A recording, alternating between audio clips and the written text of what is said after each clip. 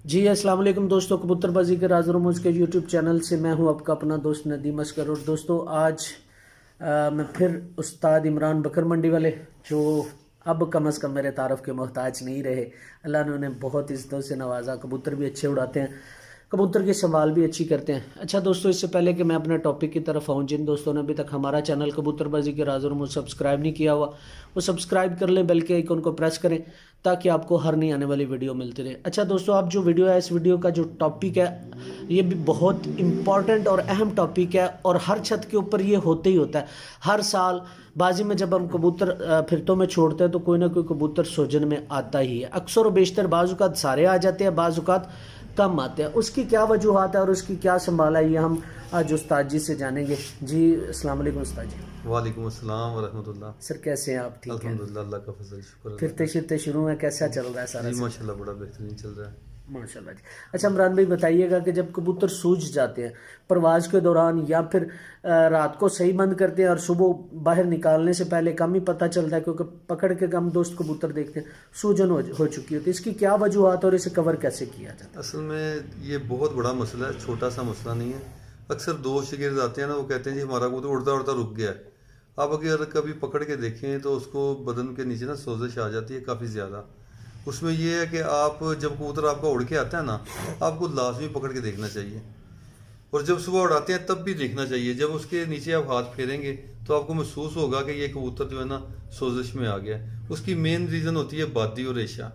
जब कबूतर के अंदर बादी पैदा होती है ना, तब उसको वो जो उसकी सोजिश है ना, जैसे समझ लें कि उसका जो एक्स्ट्रा पानी है ना वो नीचे आ जाता है, वो यूँ अंडे की शक्ल का बन जाता है नीचे। उसकी हड्डी के साथ अगर जब हाथ फेरें तो आपको महसूस होगा। और दूसरा एक और तरीका होता है, कबूतर के सीने में ऐसे होता है जैसे हवा भर गई है, वो भी बड़ा मसला है। कबूतर आपका उड़ता उड़ता अचानक आप देखेंगे आपने उड़ाया घंटे दो बाद ये ऊपर छोड़ के बैठ गया, बंदा परेशान हो जाता है, यार इतना अच्छा उड़ रहा था, अब इसको क्या मसला हो गया, ये क्यों जल्दी बैठ गया। तो 99% उसको सोजिश हो जाती है। तो आप जब भी कबूतर आपका उड़ गया उसको लाजमी पकड़ के चेक किया करें, जब उसको उड़ाएं तब भी चेक किया करें, आपको आइडिया हो जाएगा। जब आपको ये आइडिया हो जाए ना, देखना आ जाएगा, तो आपको जब आपको मर्ज़ की समझ लगेगी तभी आप इलाज कर सकते हैं। इसीलिए आपको पहले मर्ज़ को पकड़ना पड़ेगा कि कबूतर को मर्ज़ क्या है, मसला क्या है। जब आपको ये समझ लग जाए कि ये मसला है, तब आप उसका इलाज कर सकते हैं। और ये ज़्यादातर होता है ऐसे कि जब दोस्त खुराक शुरू करते हैं ना, तो सादी खुराक देते हैं, उसमें काली मिर्च का इस्तेमाल नहीं करते, उससे ये सारे मसले मसाइल पैदा होते हैं। तो बादाम ऐसी चीज़ है, इसका फ़ायदा भी है और नुकसान यही है कि जब आप उसको सादा देंगे तो कबूतरों में ऑटोमेटिकली प्रॉब्लम आ जाती है। और एक बात बड़ी अहम है, जो 10 साल के कबूतर यानी पुराने पिछले साल के पिछले सीज़न के कबूतर होते हैं, साल 2 साल 3 साल के, उनमें ये प्रॉब्लम ज़्यादा आती है। पट्टी पट्टे में बहुत कम आती है, किसी किसी में आती है। लेकिन बड़े कबूतरों में जो 2 3 4 साल के या 2 साल के कबूतर हैं, उनमें 100% ये प्रॉब्लम आती है। तो इसका मैं आपको बड़ा एक मुख्तसर सा और आसान सा इलाज बताऊंगा, और बहुत महंगा भी नहीं है। इंशाल्लाह वो सब दोस्तों को गोली बनाएं और अपने कबूतर को रात को दें, इंशाल्लाह सुबह अगले दिन वो ठीक हो जाएगा और दोबारा अपनी प्रवास पे आ जाएगा। उसमें आपने करना क्या है कि आपने सबसे पहले काली मिर्च लेनी है 7 अदद, और बड़ी इलायची के दाने आपने लेने हैं 10 अदद, और इसमें आपने 2 मुनक्के डालने हैं, और सुन डालनी है आपने 2 चने के बराबर।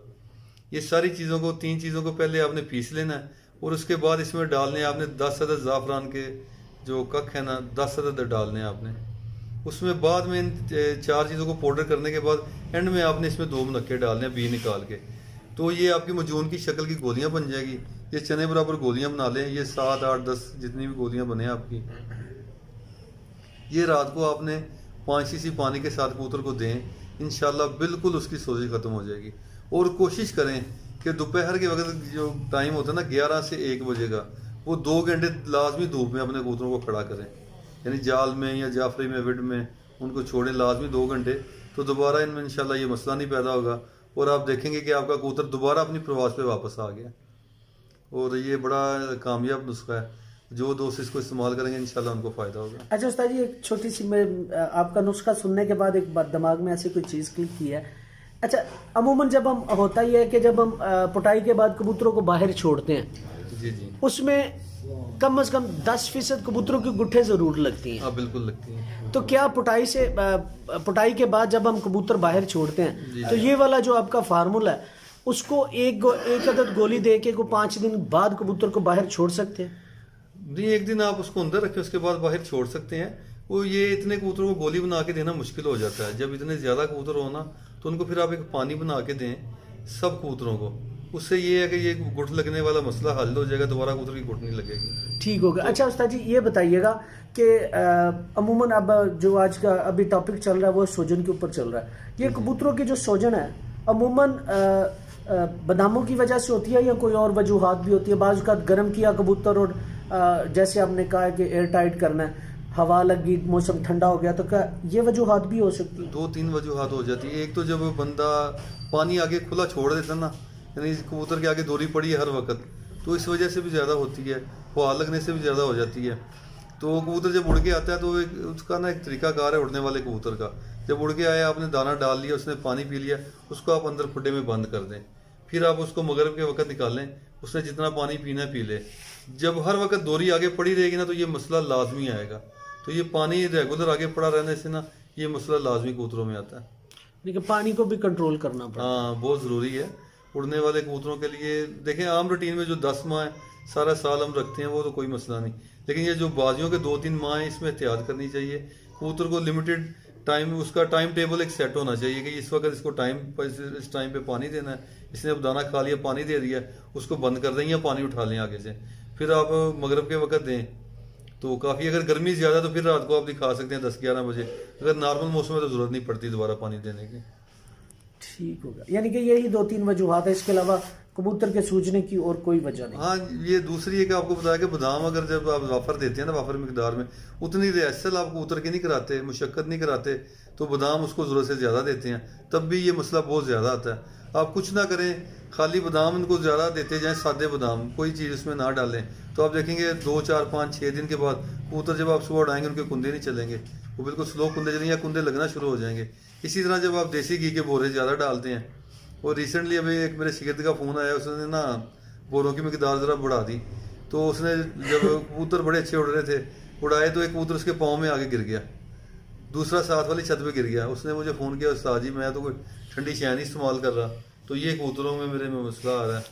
तो मैंने कहा यार आप ज़रूर कुछ ना कुछ, यहाँ तो बादाम आप सादे दे रहे हैं। उसने कहा सादे बादाम तो मैं डाल ही नहीं रहा।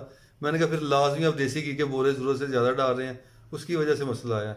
तो उसने कहा हाँ मैं बोरे तो बहुत ज़्यादा डाल रहा हूँ। तो ये देखें ना, कोई भी चीज़ की, किसी भी चीज़ की ज़्यादती है वो नुकसान देती है। तो उससे भी रेशाबादी पैदा होता है ज़्यादा बोरे डालने से, तो वो नुकसान हो गया उसका। एक कबूतर भी उस दिन बड़ा मेन नहीं आया। तो ये छोटी छोटी चीज़ें नोट करने की हैं, ये आप एहतियात करें, इंशाल्लाह आपके परिंदों में। अच्छा उस्ताद जी, ये तो आपने माशाल्लाह बड़ी अच्छी बात बता दी कि ज़्यादा मिकदार जो ख़ास तौर पे देसी घी की है वो भी इस्तेमाल करने से ऐसा हो जाता है। तो एवरेज एक परिंदे को कम से कम कितने बोरे आने चाहिए, या फ़र्ज़ कर सपोज कर लेते हैं हम 10 कबूतरों को अगर तैयार करना है, तो कितनी को मिकदार बोरे की आनी चाहिए ताकि जो है ना वो कबूतरों को जो है ना वो ये मसला ना आए, जैसे सोजन का हो गया या दूसरा? देखिए जी, मेरे ख्याल में तो जब आपकी फिरतें रेगुलर स्टार्ट हो जाती हैं ना, कबूतर आपकी फिरतों में आ जाते हैं, तब बोरे वगैरह बंद कर देसी देनी घी चाहिए। तो वैसे ही बंद हो जाना, हर चीज़ बंद कर देनी चाहिए। बादाम और बाजरा, इससे अच्छी चीज़ कोई नहीं। आप उसको बादाम दें, बेहतरीन चीज़ है बादाम, और उसके अलावा उसको बाजरा डालें, इंशाल्लाह ये मसले मसाइल पैदा ही नहीं होंगे। और आसान तरीका है, बोरे इसलिए डालने, ज़्यादा कबूतर होते हैं, बंदा आलकस करता है यार पर आग बनाएंगे, मेहनत लगेगी, टाइम लगेगा, चलो देसी घी की रोटी बनाई, बोरे डाल दिए। तो अगर शौक करना है तो फिर मुशक्कत भी करनी चाहिए।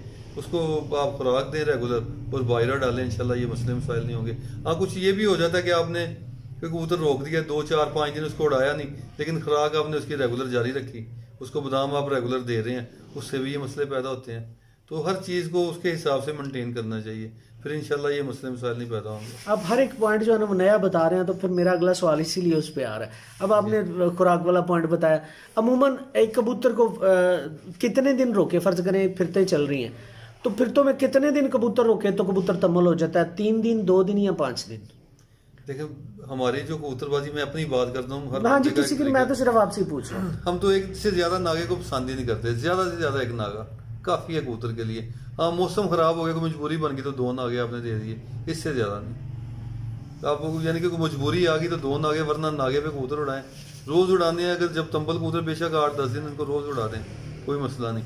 लेकिन जब आपने रेगुलर फिरतों में आ गया तो फिर एक नागे से ज़्यादा नागा कबूतर को नहीं देना चाहिए। यानी कि नागा देने से कबूतर जो है ना वो सोजन का बायस भी बनता है, उसके अलावा परवाज भी कम होती है और जाया होने के चांसेस भी ज्यादा होते हैं कबूतर, इसी तरह ही।